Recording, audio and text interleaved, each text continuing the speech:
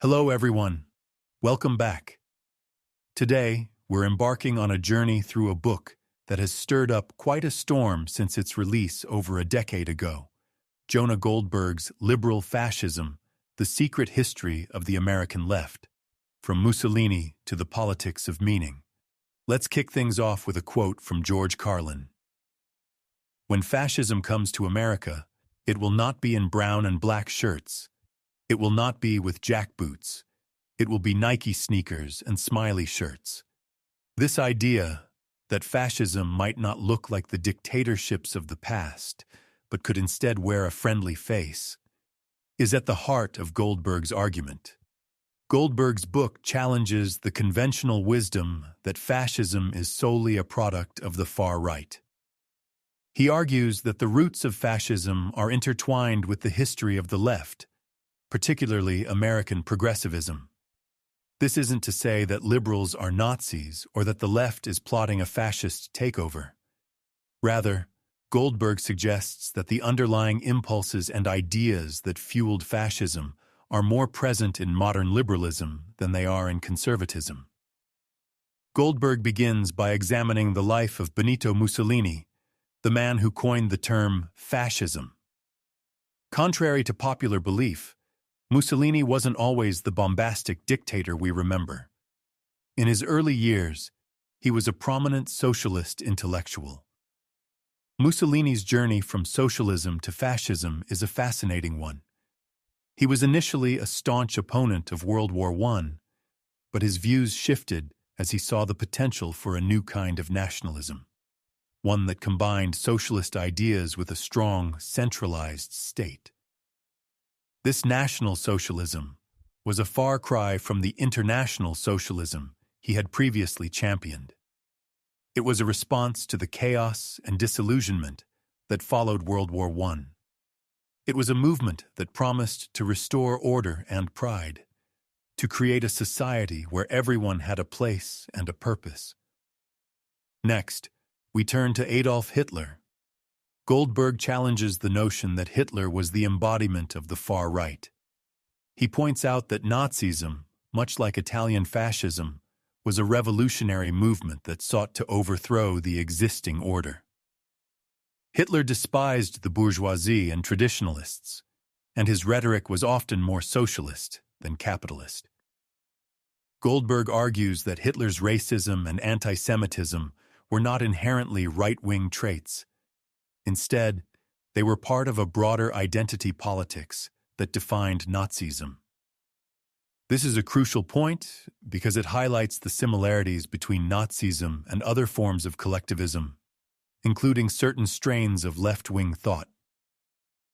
From here, Goldberg winds the clock back to discuss the intertwining of liberalism and fascism in the United States, and it starts with President Woodrow Wilson.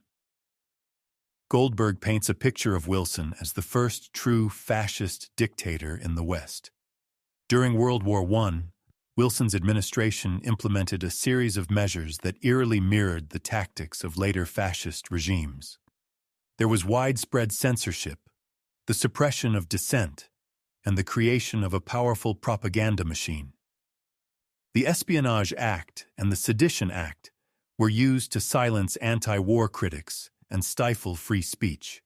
The American Protective League, a quasi-official fascist organization, was empowered to spy on citizens and enforce loyalty. Goldberg argues that Wilson's vision of a centralized, powerful state, guided by expert elites, laid the groundwork for the modern liberal state. The New Deal, often hailed as a triumph of liberal reform, is another focal point of Goldberg's argument. He suggests that the New Deal was influenced by fascist ideas, particularly the concept of corporatism, a system where the state, business, and labor work together for the common good. Goldberg further argues that the New Deal's emphasis on central planning, state control, and the cult of personality surrounding President Franklin D. Roosevelt all bear the hallmarks of fascism. The 1960s are often remembered as a time of youthful idealism and progressive change. However, Goldberg argues that the radical movements of the era had a darker side. He draws parallels between the tactics of the New Left and the tactics of fascist movements. The student uprisings, the glorification of violence, the rejection of traditional authority, all of these elements echo the themes of fascism. Goldberg suggests that the 1960s represented a third fascist moment in American history, driven by a desire for radical change and a rejection of the status quo. The chapters on Presidents John F. Kennedy and Lyndon B. Johnson explore the idea of the liberal God state. Goldberg argues that Kennedy's presidency marked the final evolution of progressivism into a full-blown religion. The Kennedy myth, with its emphasis on youth, action, and national purpose, bears a striking resemblance to the cults of personality found in fascist regimes. Johnson, on the other hand, transformed the Kennedy myth into a cult of government. His Great Society was a vision of a society where the state provided for every need and fulfilled every desire, and where the American people worshipped the state. The chapter on Hillary Clinton explores the concept of the politics of meaning. Goldberg argues that Clinton's vision of a society where the state provides meaning and purpose is a form of liberal fascism. He suggests that her emphasis on community, unity, and the common good echoes the themes of fascism. Goldberg then goes on to argue that most Americans today have already been heavily influenced by the cultural and intellectual currents that gave rise to American fascism. He suggests that the left's cultural agenda, with its emphasis on identity, morality, sex, and nature, bears a striking resemblance to the cultural agenda of fascism. Goldberg challenges the liberal narrative that fascism is solely a product of the right, arguing that the left has its own fascist tendencies. He suggests that the left's desire to create a new man, to transform society, and to impose its values on others is a form of fascism. He argues that the modern left's critiques of big business and desire to push for a modern welfare state in a way in which the state and big business work together to manage the economy are all derived from fascist ideology. So, there you have it. A whirlwind tour of Jonah Goldberg's liberal fascism. This book is a provocative and controversial take on the history of liberalism and its relationship to fascism.